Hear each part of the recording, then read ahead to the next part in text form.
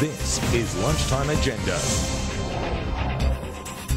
Hello and welcome to Lunchtime Agenda. I'm Laura Jays, and today the Treasurer is being forced to defend the equity and the fairness of the government's budget once again. This is after figures released under Freedom of Information show low-income households are bearing the brunt of the cuts. The figures you can see here, well, Joe Hockey says these numbers are misleading and don't take into account the entirety of the budget and low-income exemptions. It fails to take into account pensions, which is not included in that table, which are a substantial payment. It also fails to take into account the massive number of concessional payments, such as discounted pharmaceuticals and a range of other things, discounted transport, discounted childcare that goes to lower income households. So the information as presented is deliberately misleading, and it does not represent the true state of affairs. But the Shadow Treasurer says the reality is much worse than those figures suggest. He argues the disparity would be much worse in the outer years because the debt levy is only temporary, but the cuts to family tax benefit are not. The numbers also don't take into account the Medicare co-payment and the fuel excise. This glass-jawed Treasurer saying these figures are wrong. Well, they're not the figures of Fairfax, they're not the figures of the Labor Party, they're the figures of the Australian Treasury. Figures which he was trying to hide. So the Treasurer should just acknowledge the reality that his budget is unfair. He should acknowledge the facts that the Treasury figures show his budget is unfair, and he should admit that he's got this budget fundamentally wrong. Joining me now is Liberal MP Andrew Laming and Labor MP Kelvin Thompson. Thank you both to you so much for joining me. Now, Andrew Laming, first to you. Let's have a look at these figures. These figures seem to suggest that the budget is unfair. How do you argue against that? Look, for Australians looking at these figures, they'd say everything was tickety-boo under John Howard. We then had a Labor government that didn't change our tax system much, but they started giving money out before they actually had earned it. So when you're trying to fix a payment problem, Laura, obviously people receiving payments are going to be seeing changes, whereas people who pay into the system and are self-reliant won't be as much. What strikes me, Laura, is that middle and higher income earners are about $500 worse off, and that delta of $344 more for low income earners is less than CPI on their $12,500 payments. So this is a very small difference, which, as Joe Hockey has pointed out, may not even be there if we incorporate all of the other low-income exemptions that are available.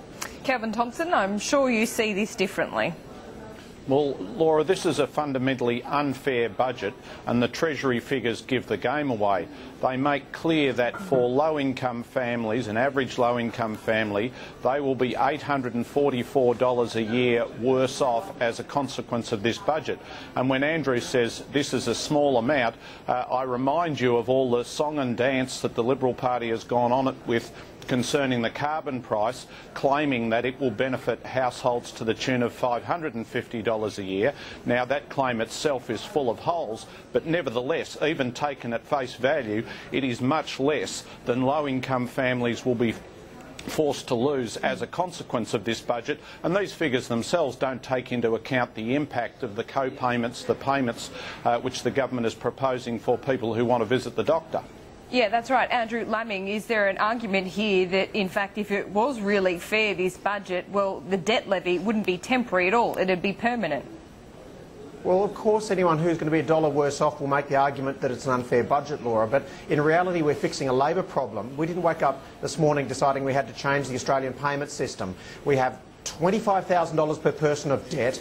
We have $1 billion a month that should be being spent on Australians that aren't, and this is the problem this government is determined to fix. Now, as I've said again, we know that most low-income families are receiving on average over $12,500 a year. Our pension payment system amongst the most generous and well-targeted in the world, and this delta between what everyone chipping in $500 and this extra $300, which probably isn't there when you add in the concessions that are available to low-income earners just shows that every Australian is putting their shoulder to the wheel. It won't be easy. It won't be painless. But what's clear to me here is that everyone is sharing the load. You still have to convince the crossbench and really the public on this, though. But Kelvin Thompson, to you, we've seen that the Treasurer Joe Hockey has met with one of the crossbenchers today, David Leyonhjelm, and David Leyonhjelm has made one suggestion. This comes to the pension, and he says that any asset test for the pension should include the family home, and the government should be facilitating a reverse mortgage market. What do you think about that? That is a completely inappropriate suggestion, Laura. I've got many constituents who came to Australia after the war and bought a home in Pascoe Vale or Coburg, and over the years they have seen their homes appreciate in value very greatly. But all they want to do is to go on living in their homes in retirement the same way that they've been able to do in years gone by. It would be grossly unfair to them to include the value of the family home in the assets test, and the government should take no part of it. I point out to you that it's not just one but two boys in the crowd today pointing out that this budget emperor has got no clothes. We had the Liberal Senator Dean Smith talking about the paid parental leave scheme and how that gives the lie to the idea that we've got any kind of budget emergency. And we've also got the Liberal MP George Christensen saying that pensioners should be exempted from the $7 payment to visit the GP. Andrew Laming. Andrew Laming, as a doctor by trade, can you see how there's inequity in this Medicare co-payment? Do you at least see that pensioners should be exempt, or to see a specialist that should be exempt? Is there room to move here for you? Well, it's not a matter of me moving. Obviously, I'm interested in ideas, proposals, hearing what the AMA has to say, but I'm also mindful that 2/3 of all the Are you open to those ideas? Are you open to that idea of exempting pensioners, though?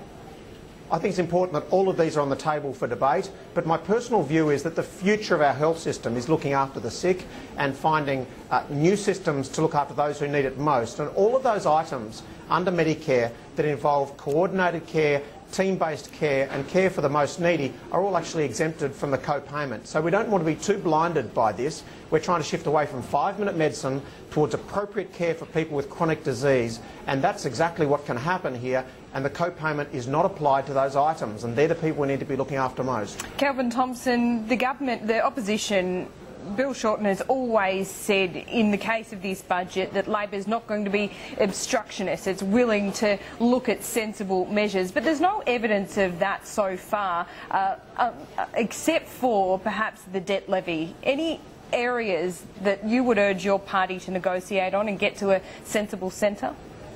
Well, the measures that we've been talking about here, Laura, are measures which amount to theft from pensioners, from students, from the unemployed, and Labor will not be driving the getaway car. We have a responsibility to look after people who are not well off, and the attacks on students and pensioners and the unemployed, making them wait for 6 months before they're entitled to any payments at all, are fundamentally unfair, and it is not for us to negotiate on these things. The claims of budget crisis are without foundation. By not negotiating with the government, Kelvin Thompson, you're leaving it in the hands of Clive Palmer and the Palmer United Senators. Would you agree? Well, it's a matter for the Senate and for all the senators to behave as they think is appropriate on the individual measures that come before them. But I remind you of the comments made by Tony Abbott back in 2007 when he said that the Liberal Party should resist the intellectual bullying inherent in talk of mandates, and said the elected opposition is no less entitled than the elected government to exercise its political judgment and to try to keep its election commitments. Now, we intend to keep our election commitments to pensioners, to students, to the unemployed, and to argue that there should not be cuts to health and education. Okay, Andrew Laming, just finally on the paid parental leave scheme, we've seen today David Leyonhjelm say it's contradicting your argument. We've seen a number of backbenchers, national MPs behind the scenes threatening to cross the floor. Is it time the government, the Prime Minister, drops this signature policy altogether? Look, you won't find me disagreeing with wage replacement for women who go and have children. I mean, it's fascinating how workplace entitlement for women is a massive issue, but it ceases to be when it's the coalition government fixing it. I don't hear Labor saying that we need to change all of our sick and annual leave payments back to the minimum wage, but it's okay to enforce that on young working women. Look, forget the 2% that earn over $100,000. 81% of working Australian women are earning more than the minimum wage, and they don't deserve to be discounted when they have a child. They have a mortgage to pay, and we are just coming in line with the rest of the world. It's just Labor that doesn't get it. Andrew Laming, Kelvin Thompson, we are going to have to leave it there for today. Thank you so much for joining me on Lunchtime Agenda. Pleasure. A quick break on the program. We'll be back.